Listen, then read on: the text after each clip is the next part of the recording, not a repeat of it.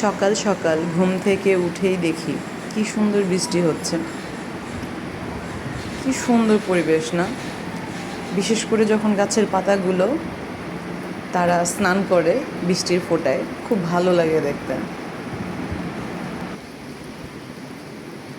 বৈশাখের প্রথম বৃষ্টি, এত গরম, এরপর আজকের বৃষ্টিটা একদম সব কিছু শীতল করে দিল। কথা না বাড়ি এখন চলে যাব রান্নাঘরে আজকের দিনটি শুরু করার জন্য।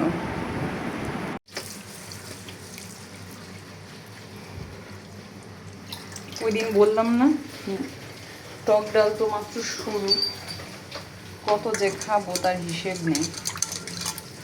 এখানে ডাল বসিয়ে দেওয়ার জন্য জলটা আগে গরম করে নিয়েছে, আর এখানে ডালটাকে ধুয়ে দিয়ে দিব। আর আজকে রান্না করবো হচ্ছে ভেন্ডি দিয়ে ছোট মাছ আর আমের ডাল। আর দেখি কি করা যায়।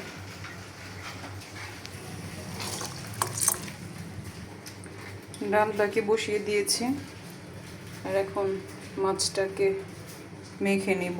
আর মাছটাকে মাখার জন্য এখানে হলুদ, মরিচ গুঁড়া, লবণ আর একটু পেঁয়াজ বাটা দিয়ে দিলাম।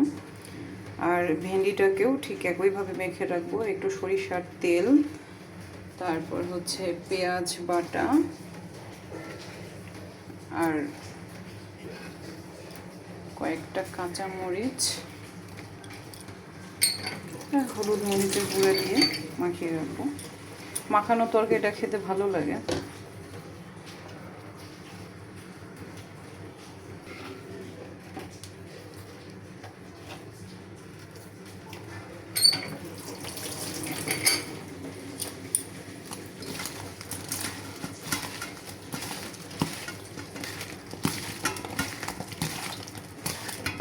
এক একটা তরকারির এক এক রকমের স্বাদ। ছোট মাছ দিয়ে ভেন্ডির তরকারিটাও যেমন ভালো লাগে, আবার চালতা দিয়েও টক ঝোল ভালো লাগে, আবার শুধু ডাঁটা আলু দিয়ে খেতেও ভালো লাগে। সুন্দর করে রান্না করলে সবটাই ভালো লাগে খেতে।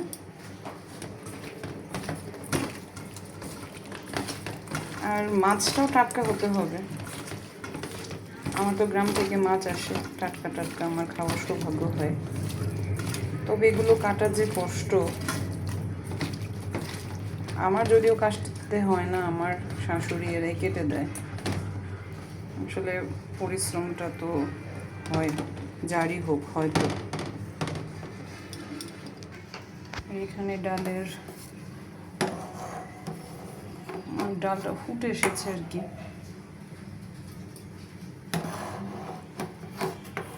আমি ওপর থেকে ফেনাটাকে ফেলে দিলাম, আর দিয়ে দিব এখানে হচ্ছে লবণ।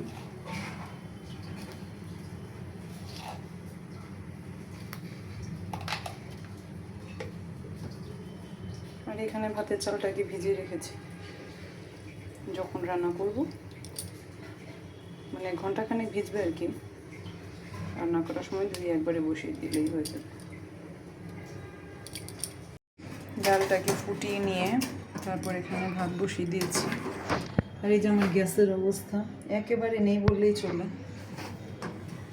কি একটা বাজে অবস্থা। রমজান মাসে সারাদিন গ্যাস থাকতো না, কিন্তু সন্ধ্যার পর থেকে আবার আদৌ অবধি থাকতো, আর এখন সারা দিনই থাকে না। কিছু আসলে বলার নাই। মাসে মাসে বিল পে করি ঠিকই, কিন্তু জিনিস ভোগ করতে পারি না।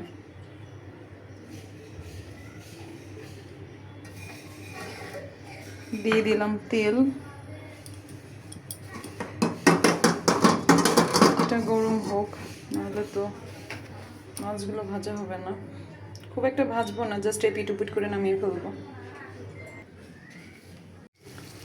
আজকে গ্যাসের অবস্থা, মাছ থেকে জল শুকাবে তো দূরের কথা, মানে আরো মনে হয় বেড়ে যাচ্ছে। কোনো রকমে ভেজে নামালাম, এখন এখানে দিব হচ্ছে পেঁয়াজ, কারণ আমার তরকারি মাখানোর মধ্যে অলরেডি পেঁয়াজ দেওয়া আছে, সরি তেলও দেওয়া আছে, পেঁয়াজ বাটাও আছে, তাই এখানে অল্প করে পেঁয়াজ কুচি আর মাছ ভাজার তেল যতটুকু রয়ে গেছে এটা দিয়ে রান্না করব। গ্যাস একেবারেই নাই, নিভু নিভু গ্যাসে রান্না করা লাগবে। কি একটা বিরক্তকর অবস্থা। প্রপার ওয়েতে যদি জাল না থাকে রান্না কখনোই এত টেস্ট হয় না। কি একটা অবস্থা, মানে এটা কিভাবে কি হবে নিজেও জানি না।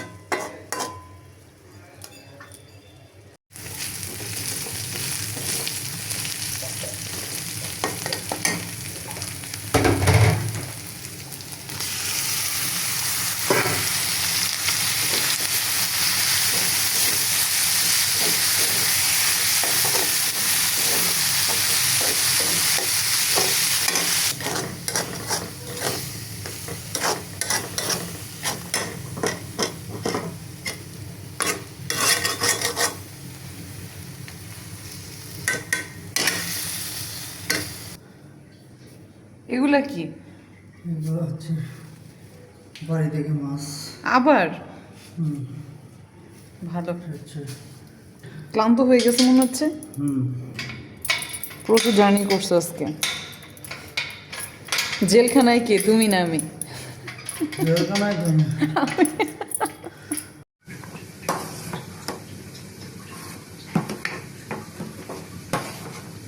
এখানে আম দিয়ে দিয়েছি, ডালটাকে ফোড়ন দিয়ে দিব।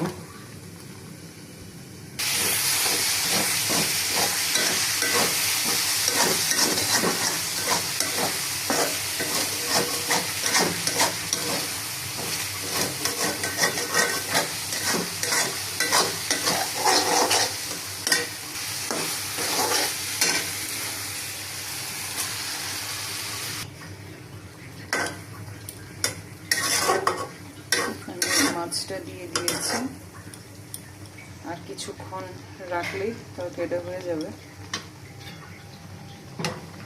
এখানে আমার ডালটা ফুটে গিয়েছে। বাসায় ঢুকেও শান্তি নেই, তার আমাকে হেল্প করতে হবে। তো যারা কাজ দেখেন না, এই যে কাজ দেখাচ্ছি, জল ভরাটাও একটা কাজ। প্রায় 20 লিটার জল ভরতে কতক্ষণ লাগে? 30 মিনিটস। 20 মিনিট? ভুল বলছো, প্রায় 30 মিনিটের কাছাকাছি। প্রায় 20 থেকে 25 মিনিট সময় লাগবে।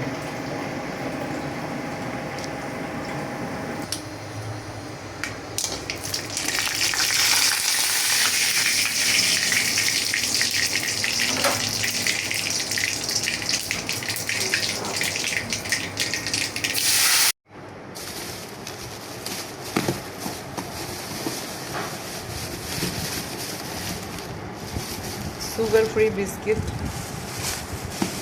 এগুলো ঘরে অভাব নেই, কারণ এগুলো খাওয়া হয় না, অযথাই প্যাকেটটা কিনেছে। এতটাও সুগার ফ্রি খাওয়া যায় না, তেতো লাগে খেতে। মানে এমনি নিম পাতা খাওয়া যায়, কিন্তু তেতো বিস্কিট খাওয়া যায় না।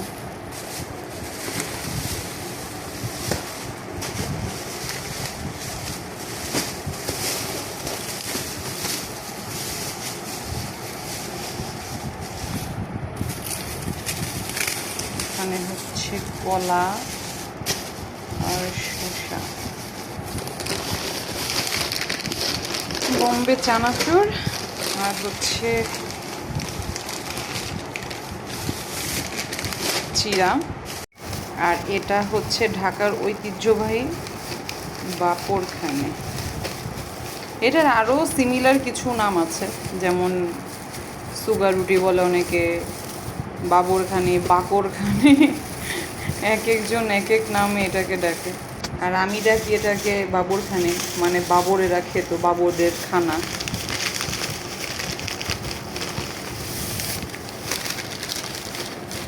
এগুলো খুব বেশি এনে লাভ হয় না, কারণ ছোটা হয়ে যায়, তাই এই যে অল্প করে আনাটাই ভালো। নগদ নগদ খেয়ে নগদে শেষ।